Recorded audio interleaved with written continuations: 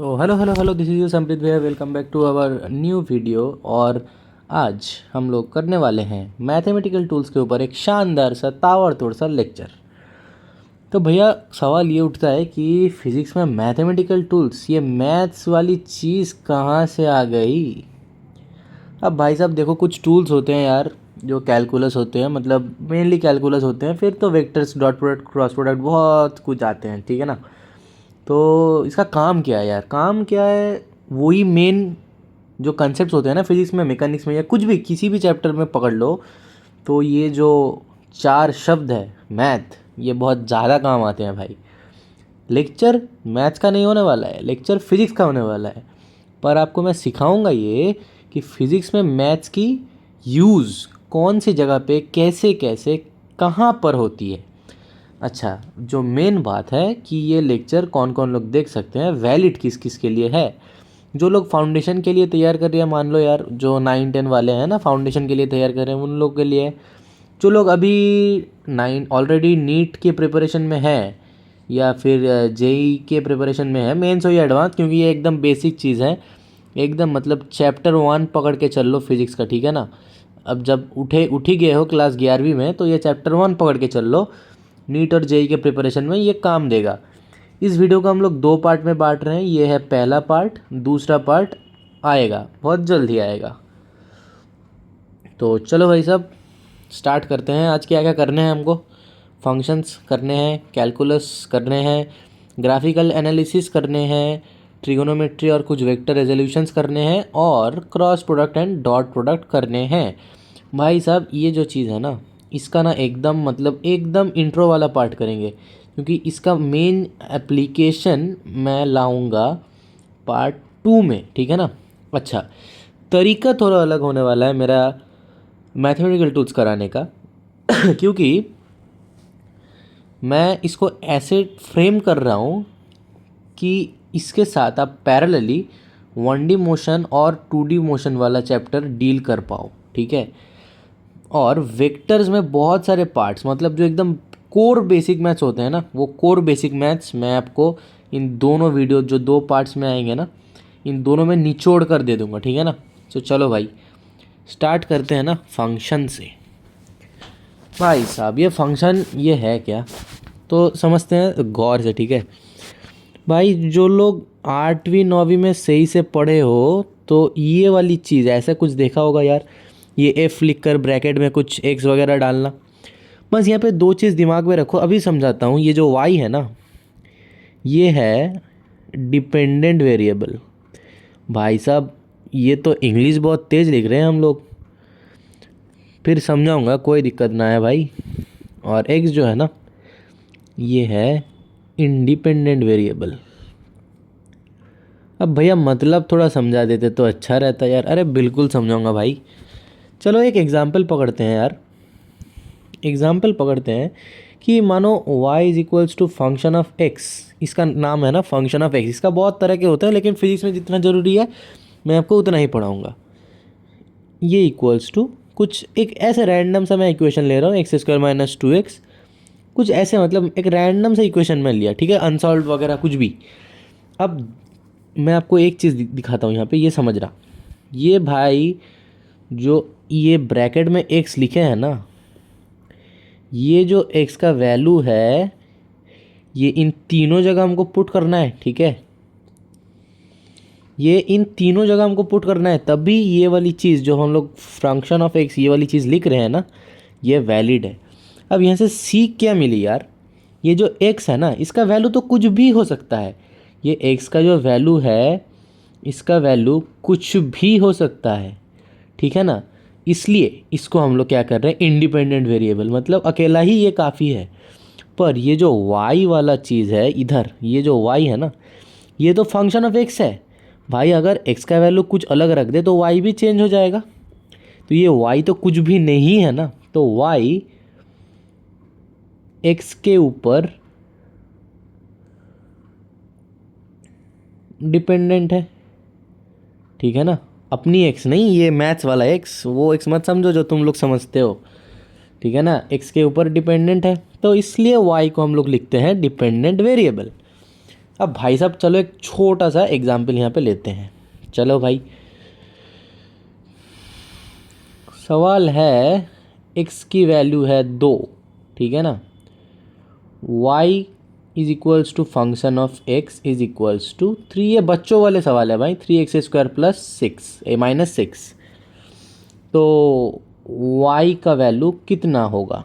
बहुत आसान है यार, ये y is equals to function of x लिख ले, इज इक्वल्स टू 3, x का वैल्यू कितना है 2 -6। बस 8 9वीं वाला, 8 9वीं नहीं, 6 क्लास 5 6 में सीखते हो ये सब।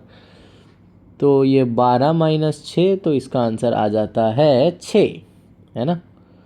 बस ऐसे ही आप लोग कुछ भी सॉल्व कर लोगे। तो भाई साहब होप आपको फंक्शन का एकदम बेसिक आइडिया आ गया होगा, है ना। चलो भाई कैलकुलस, अब इसमें ये जो है ना, ये बाप है, बेसिक मैथ्स का ना ये बाप है। इसके ऊपर पूरा 11वीं और 12वीं और ओलंपियाड, इन तीनों चीज़ के फिज़िक्स इसके बिना नहीं चलता है। देख ले, कैलकुलस दो तरफ की होते हैं, डिफरेंशिएशन और इंटीग्रेशन। इसको कहते हैं डिफरेंशियल कैलकुलस और इसको कहते हैं इंटीग्रल कैलकुलस। भाई साहब इसमें भी बहुत सारे टाइप्स होते हैं, चेन रूल, इंटीग्रेशन लिमिट्स के साथ, क्रॉस प्रोडक्ट, डॉट प्रोडक्ट, ये सब कुछ पार्ट 2 में आएगा, मैंने यहाँ पे लिख भी दिया है। और ये जेईई और नीट फाउंडेशन के लिए उतना भी ज़रूरी नहीं है, क्योंकि 9वीं 10वीं लेवल पर जो लोग फाउंडेशन पे आ रहे हो उतना भी नहीं आता है, पर आता है। नहीं, एकदम नहीं आता ये गलत बात है, पर आता है यार। तो भाई साहब इसका हम लोग पार्ट 2 में निचोड़ लेंगे। चल आगे, डिफरेंशिएशन। अब एक एक करके ना इन दोनों चीज़ में हम लोग घुस जाते हैं यार।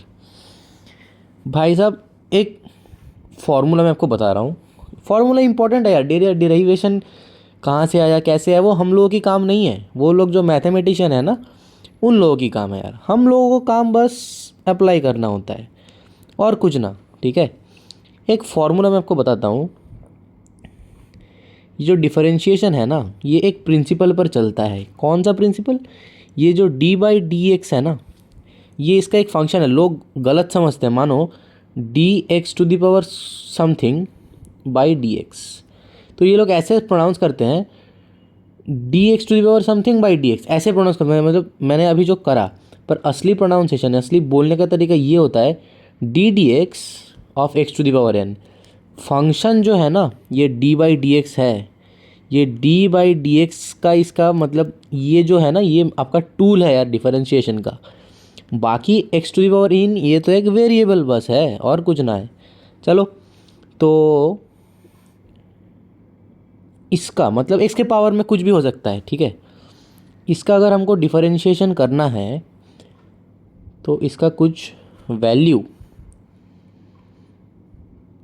ऐसे आ जाएगा। भाई गौर से समझना यार, एप्लीकेशन ज़रूरी है, डेराइवेशन नहीं। कहाँ से आया, क्यों आया, ज़रूरी नहीं है। तो इसका एक बेसिक फॉर्म अभी हम लोग निकालते हैं। चलो, अभी हम लोगों ने फंक्शन पढ़ा, तो y is to function of x। भाई साहब मुझे dy/dx मतलब ddx ऑफ y, इसका क्या करना है, डिफरेंशिएशन करना है। तो d फंक्शन ऑफ x का मतलब d/dx फंक्शन ऑफ x का डिफरेंशिएशन, है ना। भाई साहब एक चीज़ ध्यान में रखना, अपनी मतलब खोपड़ी पे घुसा लो यार। ये जो वेरिएबल है ना, इसको आपको देखकर ही ये वाला वेरिएबल फंक्शन चूज़ करना है। अगर इधर t, मानो t एक वेरिएबल है या p एक वेरिएबल है, अब उसको dt/dx नहीं कर सकते, आपको dt ऑफ t ही करना है। मतलब समझ रहे हो यार बात। चलो मैं आपको सवाल पे दिखाऊंगा, अभी ये बेसिक्स ख़त्म कर लेते हैं, ठीक है। तो ये आपका गया, मतलब प्रॉपर एकदम कोर फार्मूला कि कैसे चलता है। अब इसका एप्लीकेशन अभी हम लोग समझेंगे। कुछ चीज़ आप इधर देख लो यार, यहाँ पे मैंने कुछ छुपा के रखा है, वही मैं अभी अनहाइड कर रहा हूँ, ठीक है। ये वाली चीज़ें, अरे यार क्या हो रहा है ये, थोड़ा सा टाइम देना मेरे भाई। हाँ ये हो गया।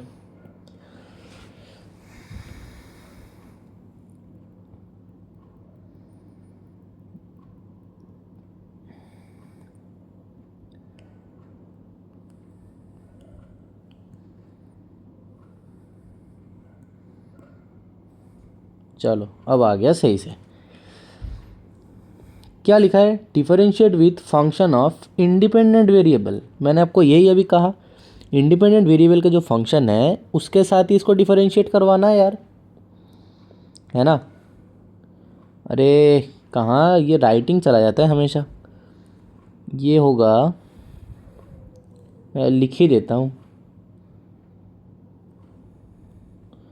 No constant to be differentiated. मैं अब क्यों लिख रहा हूँ सब कुछ पता चलेगा। x जो है ये वेरिएबल है और कांस्टेंट को अगर डिफरेंशिएट आप कर भी लेते हो तो क्या आ जाएगा, ज़ीरो आ जाएगा। बस चारों चीज़ें ध्यान में रखो। पर मैं इन सारे चीज़ों कैसे आया, ये चार मैं किस बेसिस पे बोल रहा हूँ वो भी आपको दिखाऊंगा।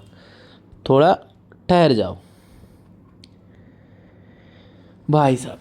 कुछ इक्वेशंस दिए हुए हैं, उसका बोलता है कि डिफरेंशिएट करके दो, D Y by D X निकाल के दो, है ना भाई साहब। ये जो है ये डी वाई मतलब फंक्शन ऑफ एक्स, तो ये कुछ ऐसा दिखेगा क्योंकि y is equals to X cube दिया हुआ है ना। तो भाई साहब क्या था, N X to the power n minus one, यहाँ पे n क्या है, 3 है, तो 3 पुट कर दे। ये कितना आ जाता है, 3x का स्क्वायर आ जाता है ना। अब देखो यार, इतना n1 टू दी पावर में कौन सा क्या है, ये कभी कभी दिक्कत देगा यार। तो कुछ भी नहीं करना है, एक देसी तरीका आपको बता रहा हूँ, मतलब सेम तरीका सेम ही है, मतलब लैंग्वेज देसी है, ठीक है। पहले क्या करना है, अगर नंबर ऐसे दिखे ना, कुछ भी नंबर दिखे, नंबर को पहले अलग कर भाई, क्योंकि उसका डिफरेंशिएशन अभी नहीं करना है। नंबर को अलग कर, फिर क्या करना है, पावर को इसका पिछवाड़े पे लगा, पावर को इसका पिछवाड़े पे लगा के जो वेरिएबल है x उसको एज इट इज़ रख दे और पावर से 1 घटा दे। बस यही देख, सेम ही चीज़ आया है, बस मैंने उसको देसी तरीके से कहा 12x क्यूब ये आ जाएगा, है ना।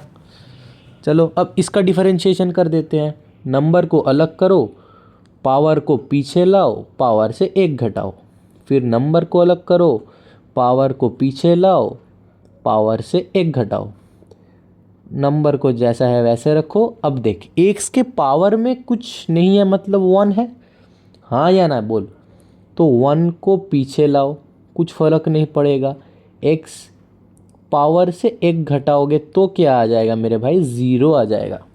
अब इसका पावर 0 मतलब 1, तो ये सिर्फ 7 ही रह जाएगा। इसको फाइनल लिखेंगे तो ऐसे 4x माइनस 12x की क्यूब प्लस 7, कुछ ऐसे दिखेगा ये। अब भाई साहब ये बहुत सही से देखना यार, देख यार, बस बोला है 10, अरे हम लोग तो यहाँ पे थ्योरी पे पढ़ के आए हैं कि इसका डिफरेंशिएट करेंगे तो कितना आ जाएगा, 0 आ जाएगा, हाँ या ना बोल भाई। तो मैं आपको चाहूँ तो डायरेक्ट 0 लिख सकता हूँ, पर ये आया कैसे भाई साहब। देख इधर कुछ नहीं है, मतलब मुझे इसका पिछवाड़े के साथ एक x लगाना है क्योंकि मुझे चाहिए, तो मैंने x लगा दिया। पर देख 10 और 10x तो सेम है नहीं और इसका वैल्यू भी हमें नहीं पता, तो क्या करेंगे, इसका माथे पे एक 0 लगा दे। अब ये बचपन से पढ़ते आया है भाई, कुछ to the power 0 is equals to 1, 3 to the power 0 equals, मतलब कुछ भी to the power 0 is equals to 1 ही होता है हमेशा, ठीक है। तो x टू दी पावर 0 लगा दे भाई। अब देख x का टर्म आ गया। अब क्या काम, सिंपल सा काम था, नंबर को अलग कर, पावर को पीछे ला, x को एज इट इज़ रख, पावर से 1 घटा। अब ऑलरेडी तू पावर के पीछे लाया, मतलब 0 को पीछे लाया, तो 0 से कुछ भी मल्टीप्लाई कर ले, यहाँ पे कुछ भी आने दे, यहाँ पे कुछ भी आने दे, फाइनल आंसर तो तेरा 0 ही आएगा ना भाई साहब। समझ आया कैसे।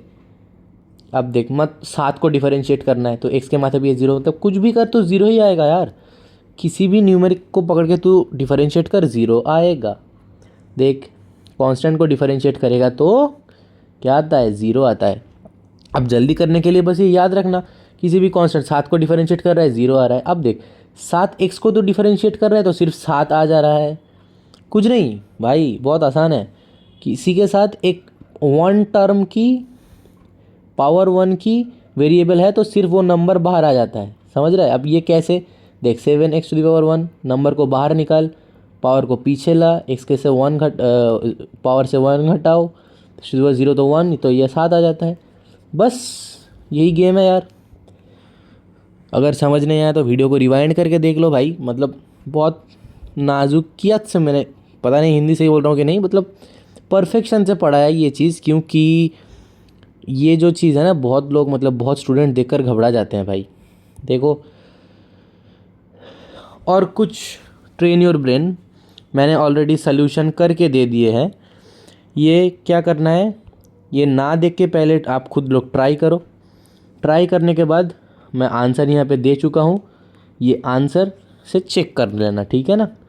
बस भाई अब आगे चलते हैं इंटीग्रेशन पे।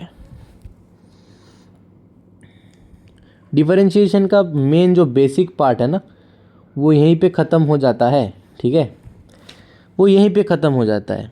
गेम शुरू होगा चेन रूल इस सब से, मतलब जो और कॉम्प्लेक्स इंटीग्रेशन होगा, और 1D में तो और ज़्यादा मज़ा आएगा इंटीग्रेशन करने में भाई। ये सांप की तरह होता है, दिखता है ये इंटीग्रेशन जो है ना, ये कुछ सांप की तरह दिखता है। अब बोलोगे भैया ये सांप है क्या, ये सांप कुछ नहीं, एडिशन है। अब बोलो क्या भैया क्या बकवास कर रहे हो, एडिशन तो ऐसा दिखता है।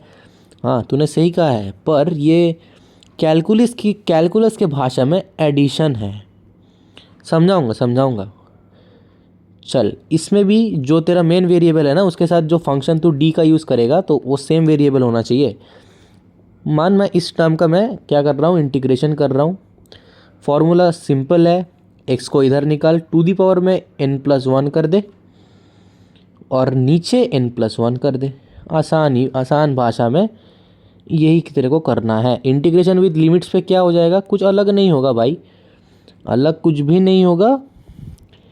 मैं लिमिट्स में क्या हो जाएगा, ये जो सांप दिख रहा है ना, इसका ऊपर और नीचे एक वैल्यू लग जाएगा। ये वैल्यू किसका है, एक्स कहाँ तक रेंज करेगा उसका वैल्यू है, एक्स कितना तक जा सकता है उसका वैल्यू है। समझ रहा है भाई। अब देख, integrate with function of independent variable, देख हम लोगों ने वही करा। No constant to be integrated, क्यों मैं अभी बताऊंगा। एक्स क्या है, वेरिएबल है ना, और कांस्टेंट को डिफरेंशिएट करेगा तो कांस्टेंट के साथ एक क्या आ जाएगा, एक्स आ जाएगा, ठीक है ना। सॉरी, इंटीग्रेट होगा ये, माफ़ करना। कांस्टेंट को तू इंटीग्रेट करेगा तो इसके साथ एक कांस्टेंट के साथ एक एक्स आ जाएगा, मतलब मैं एक्स ऐसे लिया हूँ, ठीक है। अब ये चारों चीज़ों को मैं अभी एप्लीकेशन से समझाता हूँ तेरे को, चल आजा। ये कुछ मैंने एग्जाम्पल्स ले लिए हैं, ठीक है ना। देखो यार, इसका इंटीग्रेशन करने को बोला है, क्या करना है, आसान है भाई। जो नंबर था, नंबर को बाहर निकल, नंबर से कुछ गेम नहीं है हम लोगों को। क्या था, ऊपर क्या था, एक्स था, है ना। जो पावर था उसके साथ एक लगा दे और नीचे वही सेम चीज़ लगा दे। तो देख, ये 3 कैंसिल, 2+1 3, तो ये कितना आ जाएगा, x³ आ जाएगा।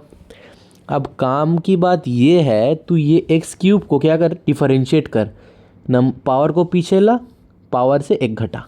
देख यही टर्म आ रहा है घूम के। मैं कहना यह चाहता हूँ कि डिफरेंशिएशन और इंटीग्रेशन दोनों जुड़वे भाई की तरह हैं, एक आगे जाता है तो एक पीछे आता है, कुछ नहीं। इसका बहुत अच्छे से मैं तेरे को गेम दिखाऊंगा, ठीक है, बस अभी सीख ले, इसी वीडियो में दिखाऊंगा। चल, अब थोड़ा सा तेज़ इसका इंटीग्रेट करना है। नंबर को बाहर डाल, एक्स की पावर के साथ एक जोड़ और नीचे वही नंबर लगा दे, तो 4 3 12, 3x⁴। बस सिंपल गेम है। अब भाई साहब देख, ये इस केस में जब बड़ा सा इक्वेशन रहेगा ना, एक एक टर्म को बाहर निकाल के इंटीग्रेट करना होगा। ये कुछ ऐसा दिखेगा, देख ले।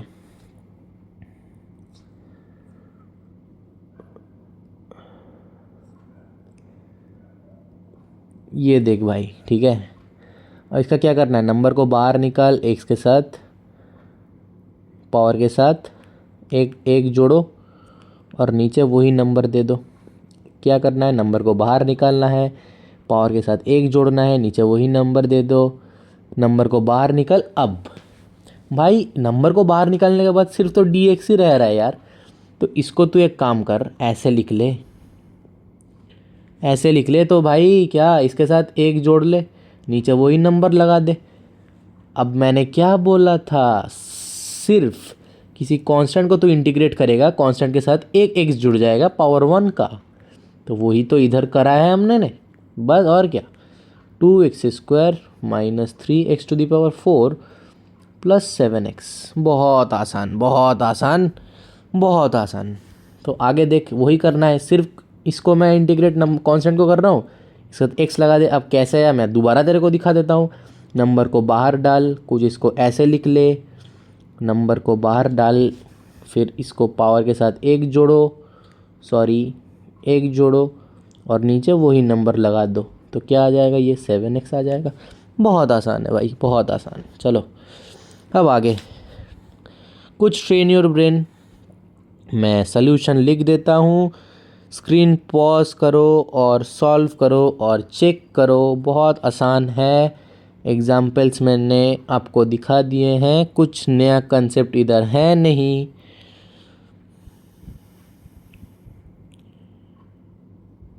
ये है आपका सल्यूशन। अब मैं जिस स्पीड से ये सल्यूशन लिख रहा हूँ वो स्पीड आप भी पकड़ लोगे, जब प्रैक्टिस करोगे ना तब ये स्पीड आप भी पकड़ लोगे, ठीक है। चलो भाई, अच्छा लास्ट चीज़ आपको मैं बोल देता हूँ, ये जो जितने भी स्लाइड्स हम लोगों ने कराए हैं ना, बस एक आगे गया है जो कि है डिफरेंशिएशन, और एक पीछे आया है जो कि है इंटीग्रेशन। ग्राफ से और बेहतर मैं आपको समझाऊंगा। पहले स्लोप देख लेते हैं भाई, बहुत आसान है। स्लोप के लिए क्या करना है, किसी भी ये जो लाइन स्ट्रेट लाइन है ना, उसके ऊपर किसी भी ऐसे 2 पॉइंट ले ले और एंटी क्लॉकवाइज जाके थीटा मान ले। कहाँ से एंटी क्लॉकवाइज जाएगा, एक्स एक्सिस से एंटी क्लॉकवाइज जाएगा, ठीक है। अब देख, मैं चीज़ें लिख देता हूँ। थीटा ऑलवेज मेजर्ड, कैसे बोल एंटी क्लॉकवाइज, ठीक है। अच्छा, थीटा अगर एक्यूट है, स्लोप को हम लोग m लिखते हैं, m पॉजिटिव। अब स्लोप क्या है वो भी मैं आपको बताऊंगा। थीटा अगर ऑब्ट्यूस है, मतलब 90 से बड़ा, तो m नेगेटिव। अब कैसे बोल, ऐसे है कुछ तेरा एक्सिस, ये तेरा स्ट्रेट लाइन है, इधर से थीटा माप देगी, ऑब्ट्यूस हो जाएगा तो स्लोप नेगेटिव में आ जाएगा, और क्या। अच्छा, अब एक स्ट्रेट लाइन की इक्वेशन है जो मुझे लगता है सबने पढ़ा होगा, सबने मतलब सबने, y = mx + c। ये जो m है ना, ये m तेरा स्लोप है। अब भाई साहब, ये स्लोप को हम लोग डिफाइन कैसे करते हैं यार, स्लोप को हम लोग डिफाइन ऐसे करते हैं, y2 - y1 by x2 - x1। इसके बहुत सारे फॉर्म्स भी हैं। इसका मतलब क्या, change in y by change in x, delta y by delta x। इसको ये बड़ा चेंज के लिए, अगर चेंज बहुत छोटा है मेरे भाई, तो कुछ नहीं तो हम लोग d लगा देते हैं। देख यार, डेल्टा बिग चेंज, ठीक है, ये पता होने चाहिए, और d फॉर स्मॉल चेंज, छोटा छोटा सेगमेंट, ठीक है ना भाई साहब। ये तेरा स्लोप आ जाएगा। अब देख, ये मैंने कुछ भी नहीं करा, इसका तो एक ट्रायंगल मान ले। तो देख, tan थीटा मतलब तेरे को पता ही था, tan थीटा का मतलब तेरे को पता ही था ना, क्या, परपेंडिकुलर बाई बेस। परपेंडिकुलर देख, ये परपेंडिकुलर, ये बेस, और क्या। आसान चीज़ें हैं भाई साहब। ये देख कितने सारे फॉर्म्स आ गए स्लोप के, ठीक है ना भाई साहब। देखो, अब dx इतना सारा चीज़ कर रहा था ना हम लोगों ने, कुछ नहीं करना है। एरिया ऑफ ग्राफ क्यों लिखा मैंने, अगर ग्राफ का स्लोप को तो डिफरेंशिएट करेगा, मतलब सॉरी, ग्राफ को तो डिफरेंशिएट करेगा तो उसका स्लोप निकलेगा, और उसी चीज़ का अगर इंटीग्रेशन मतलब एरिया फाइंड आउट करूँगा तो उसका इंटीग्रेटेड फॉर्म निकलेगा। समझा नहीं तो मुझे पता है। ये देख, इसका स्ट्रेट लाइन है, उसका नीचे एरिया अंडर स्ट्रेट लाइन या फिर एरिया अंडर कर्व, ऐसे भी हो सकता है, इसका नीचे का भी एरिया हो सकता है ना। ये क्या है, एरिया अंडर कर्व,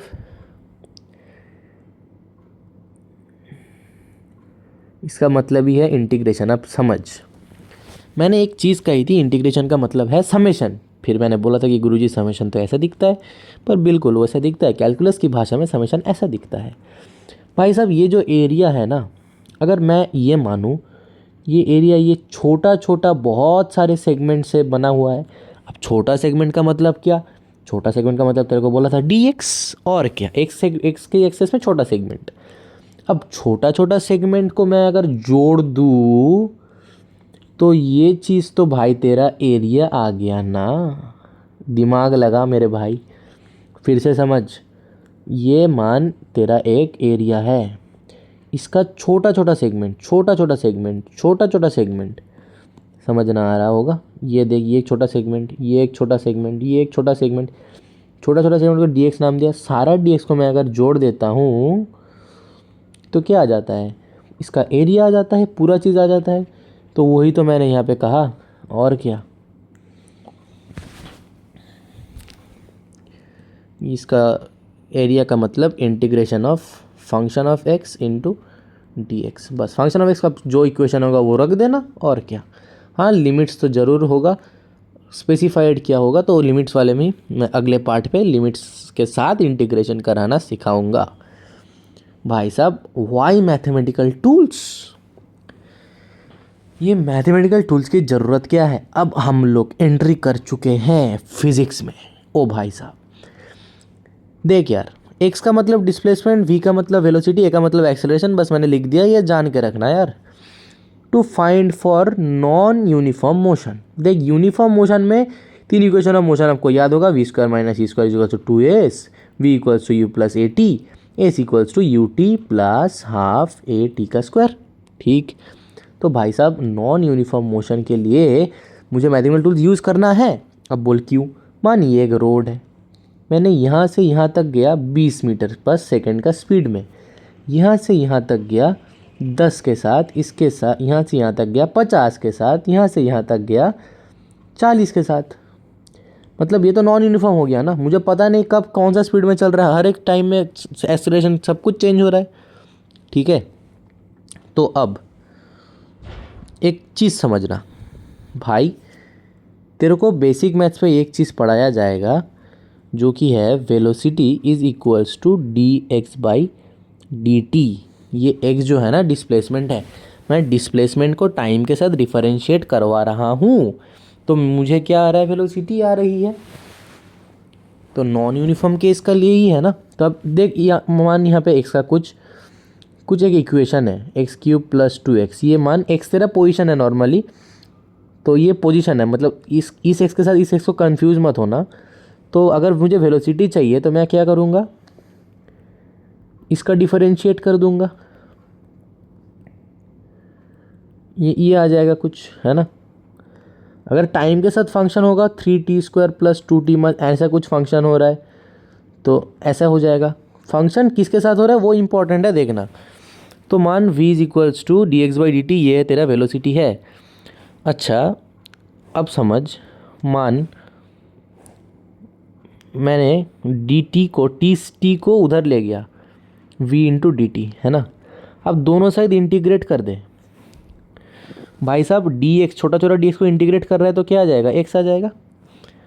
फिर तो ऐसे भी समझ ले 1 डॉट डी एक्स, तो 1 के साथ x लगा देना, ये क्या आ जाएगा, टोटल तेरा वो आ जाएगा, पोजीशन आ जाएगा, है ना। और जैसा है वैसे रहने दे।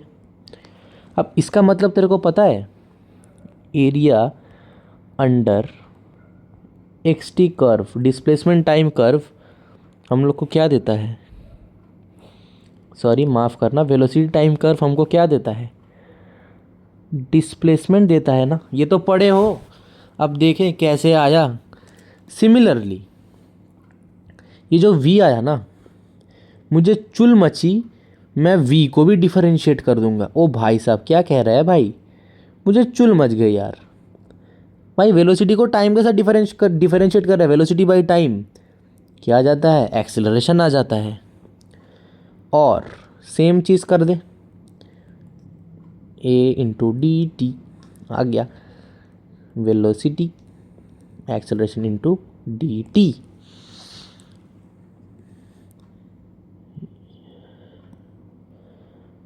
इसका मतलब बहुत अच्छे से तेरे को पता है, बहुत अच्छे से तेरे को पता है। इसका मतलब क्या, area under A T graph तेरे को क्या देगा, वेलोसिटी। अब फिर से अगर मुझे चुल मच गई, मैं अगर डी ए को डी टी के साथ कर देता हूँ तो आएगा कुछ नहीं, पर ये तुम्हारे सिलेबस का है। असली में आ तो सकता है, अब बोल क्या आ सकता है। ये एक्सेलरेशन को जब हम लोग टाइम से डिफरेंशिएट करते हैं ना, तो आता है जर्क।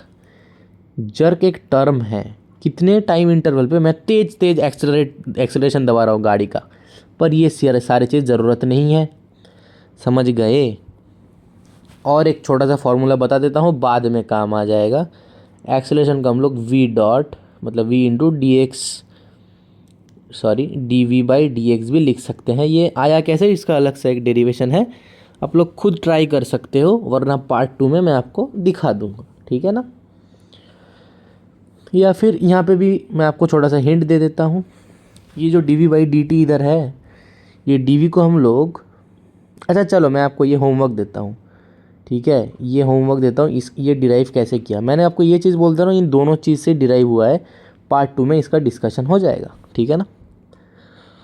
चलो भाई, अब मैथमेटिकल टूल्स की ज़रूरत क्या है मैंने आपको बता दिया। अच्छा, तीनों टर्म्स हैं, मतलब इन सारी चीज़ों को मैं समराइज़ कर देता हूँ। डिस्प्लेसमेंट, वेलोसिटी और एक्सीलरेशन, यही था ना।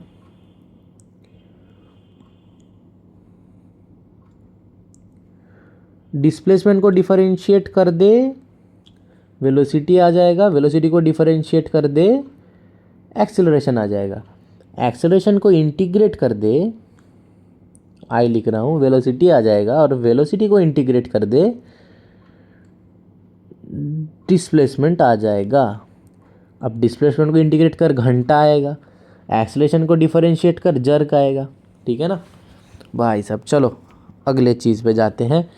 स्ट्रेट लाइन कुछ भी नहीं है, बहुत सारे फॉर्म्स है, 2-3 देख ले। y equals to M X plus C, सबसे इम्पोर्टेंट यही से पूछा जाएगा। अगर तू चाहता है तो ये m को कुछ ऐसे भी लिख सकता है, मतलब कुछ नहीं, मैं बस वैल्यू पुट कर रहा हूँ, और क्या। बहुत सारे फॉर्म्स है, तू किसी भी मतलब कोई से भी चाहे लिख सकता है, ठीक है। अच्छा मैं डिफ़ाइन कर देता हूँ, ये m जो है ना, ये m तेरा स्लोप है, मैंने बोल ही दिया था। और ये जो c है, ये c तेरा है y इंटरसेप्ट। इसका मतलब क्या है मैं अभी बताता हूँ भाई। ये तेरा ग्राफ है, मान एक रफ सा ड्राइंग बना देते हैं।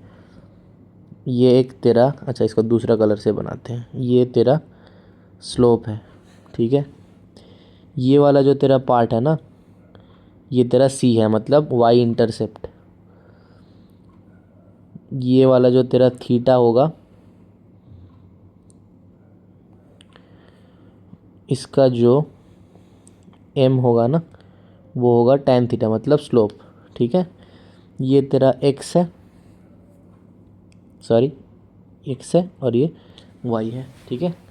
चलो ट्रिगोनोमेट्री, बस ये सारे क्लास 9-10 की चीज़ें हैं। साइन थीटा का मतलब परपेंडिकुलर बाय हाइपोटेन्यूज, फट से रिवाइज करा देता हूँ। साइन थीटा का तू कैसे लिख सकता है, कॉसेक थीटा का उल्टा। कॉस थीटा को क्या लिख सकता है, base by hypotenuse, sec theta का उल्टा। टेन थीटा को क्या लिख सकता है, perpendicular by base, cot theta का उल्टा। ये तीनों रिलेशन याद रखने हैं। Sine square theta plus cos square theta equals to 1, cosec square theta minus cot square theta equals to 1, sec square theta minus tan square theta equals to 1। ये एक triangle है जिसका बस टर्म्स मैंने डिफाइन करा है, और ये एक चार्ट मैंने आपको दे दी है 0 डिग्री से लेकर 90 डिग्री तक। और एक चीज़ आता है एसोसिएट एंगल, भाई एडवांस चीज़ है और कुछ ना है। तब तुम लोग साइन 180 का भी वैल्यू निकाल सकते हो, 370, कुछ भी किसी का भी साइन का एंगल का निकाल के सकते हो। वो एसोसिएट एंगल का है, वो किसी और वीडियो में बहुत एक खुद में से खुद एक मैथ्स में एक चैप्टर आता है, तो आपको वो मैथ्स में ही पढ़ाया जाएगा, फिजिक्स में भी पढ़ाया जाएगा, पर बहुत बेसिक टर्म पे पढ़ाया जाएगा। ये तीनों रिलेशन छोड़ के और बहुत सारे रिलेशन हैं। साइन ए प्लस बी, इसका भी रिलेशन होते हैं, sign A cos B plus cos A sine B, बहुत सारे रिलेशन होते हैं। बस मैंने आपको एकदम बेसिक्स निचोड़ के दे दिया है, किसी और वीडियो में उन चीज़ों के बारे में बात हम लोग कर लेंगे। बस ये यहाँ पे ये इसका बनाने का एक मतलब है, कुछ नहीं, मतलब मैं समझा देता हूँ। ये तेरा हाइपोटेन्यूस है यार, ठीक है। अब देख, तो परपेंडिकुलर को हाइपोटेन्यूस इंटू साइन थीटा लिख सकता है? हाँ यार लिख सकते हैं। तो ये तेरा परपेंडिकुलर है, तो हाइपोटेन्यूस साइन थीटा ऐसे लिख दे इधर। मैं ये क्यों सिखा रहा हूँ बाद में पता चलेगा। तो सिमिलरली इसको हाइपोटेन्यूस इंटू कॉस थीटा लिख ले। कैसे? कॉस थीटा मतलब बेस बाय हाइपोटेन्यूस, तो हाइपोटेन्यूस को इधर इसके साथ मल्टीप्लाई कर दे तो base equals to hypotenuse into cos theta, और क्या। चल भाई, कुछ वैल्यूज़ याद रखने हैं।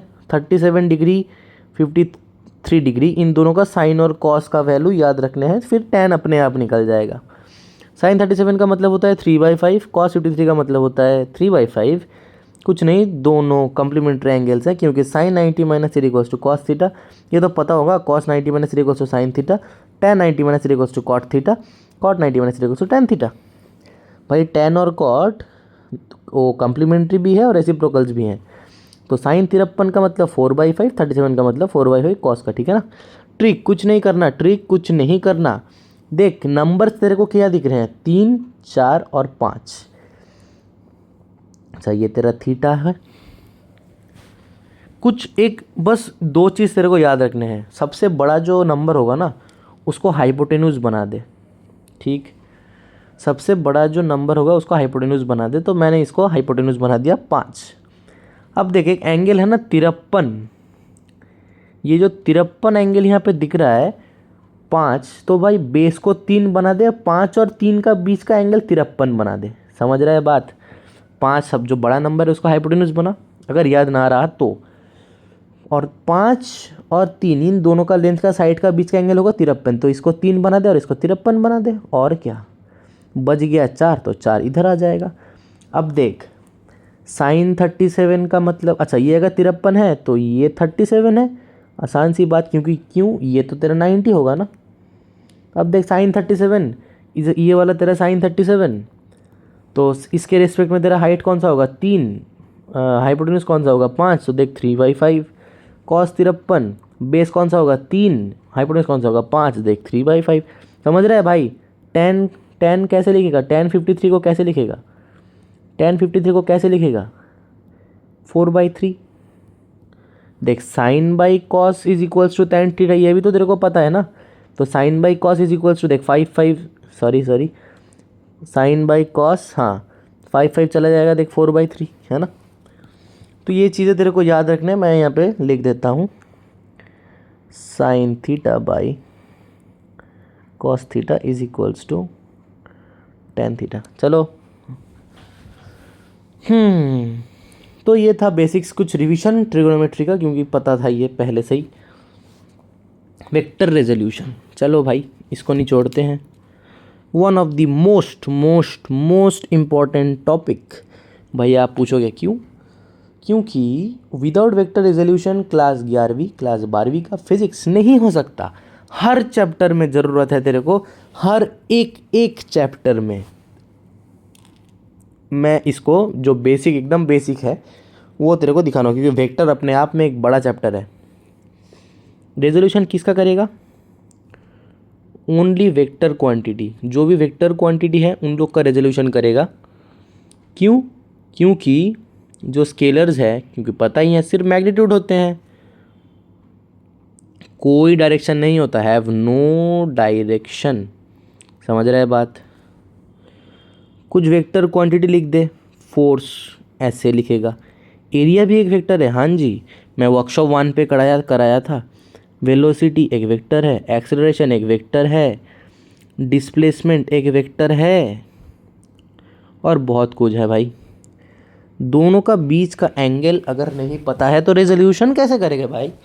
एंगल कैसे कैसे दिखते हैं देख लो। चलो मैं थोड़ा पेन चेंज करता हूँ।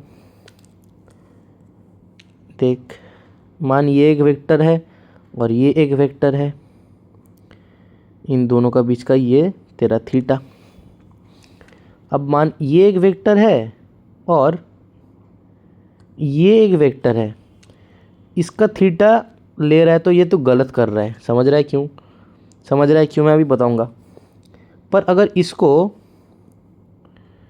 मैं सही कर सकता हूँ, पूछ कैसे। देख, ये वाला जो वेक्टर है ना, कुछ नहीं, इसको पकड़ के बस रेजोल्यूशन कर दे, पैरेलली शिफ्ट करा दे, रेजोल्यूशन नहीं, शिफ्ट करा दिया, थीटा लगा दे। देख समझ क्या हुआ, था ऐसा, ठीक है, मैंने इसको शिफ्ट कराया, बना ऐसा, फिर थीटा को शिफ्ट कराया, ठीक है, ये सही है चीज़। मैं छोटा सा चीज़ यहाँ पे लिख देता हूँ, ये जहन में रखना। Any vector can be shifted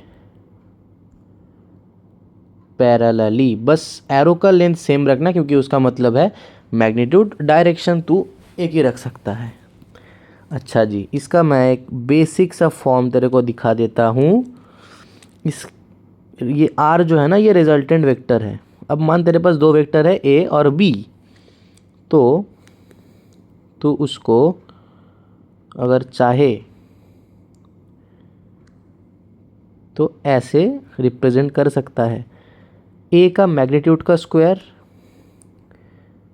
ठीक है, बी का मैग्नीट्यूड का स्क्वायर प्लस 2 ए का मैग्नीट्यूड बी का मैग्नीट्यूड कॉस थीटा। अब भैया पूछ, अगर मैग्नीट्यूड क्या होता है, ये वेक्टर स्केलर क्या है, वेक्टर क्या है, इसके लिए तो भाई साहब आपको इंट्रोडक्टरी लेक्चर्स देखने पड़ेंगे। मेरे ही चैनल पे है, देख सकते हो, वर्कशॉप 1 2 किसी एक में कराया होगा, उसमें देख सकते हो, ठीक है।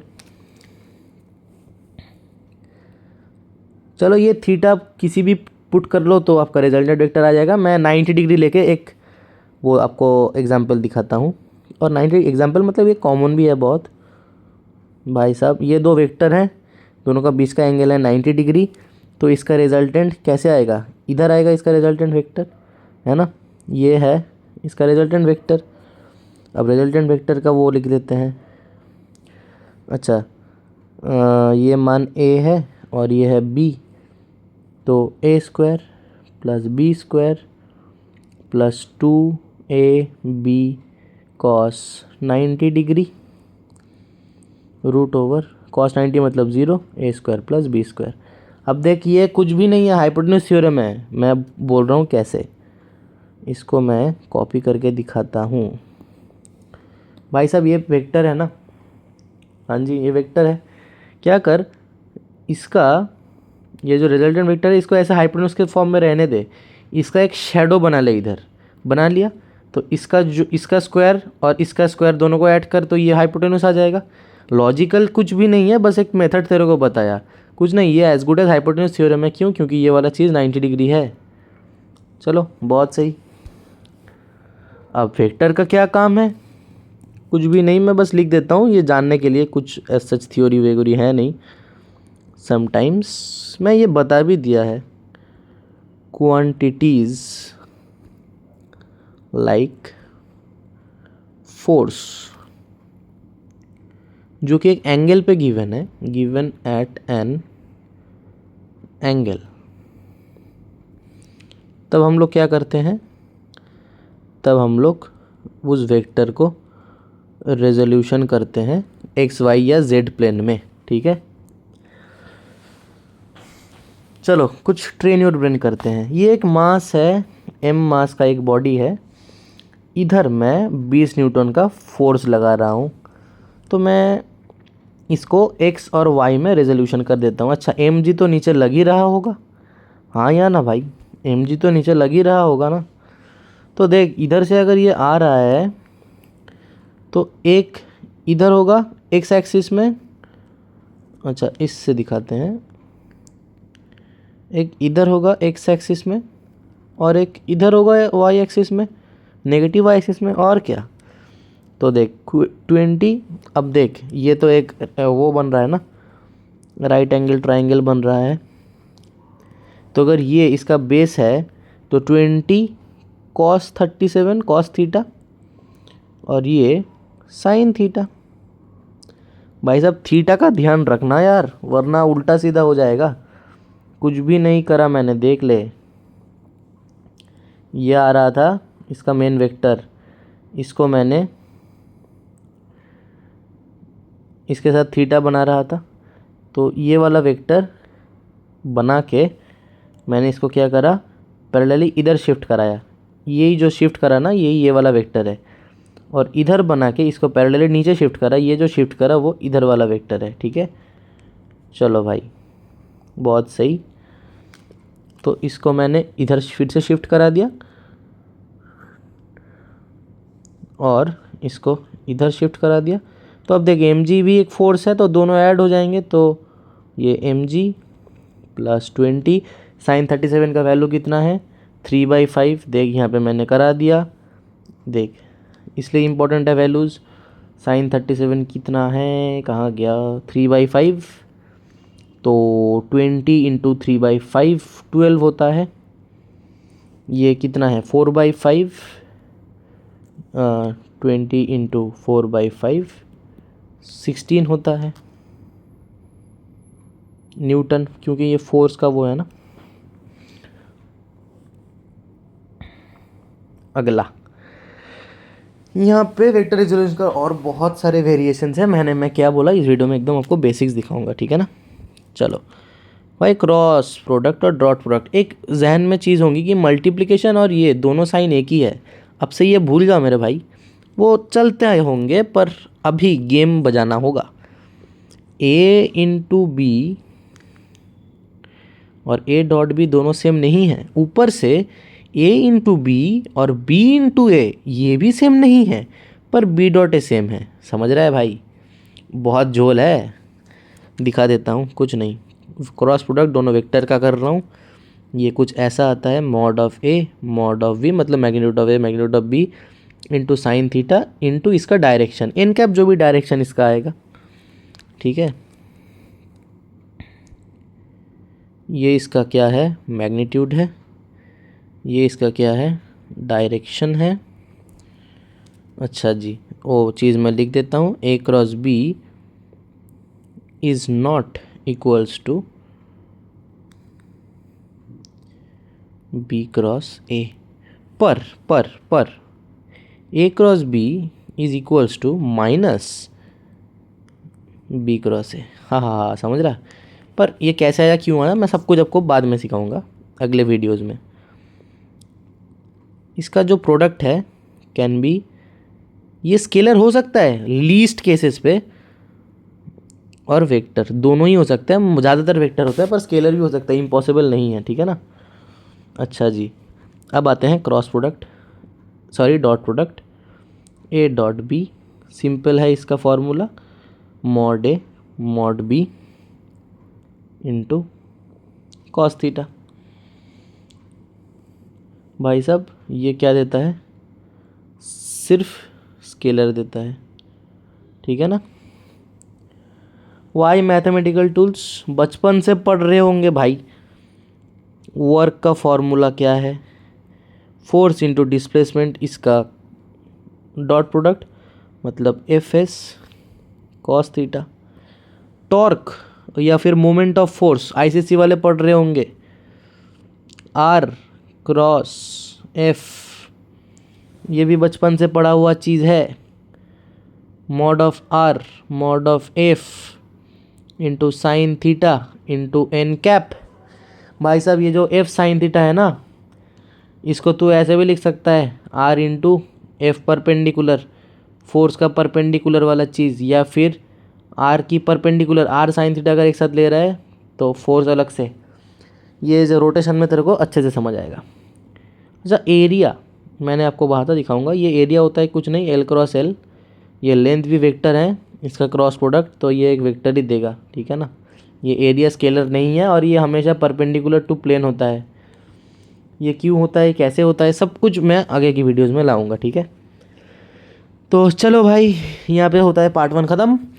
Thanks a lot for watching this video.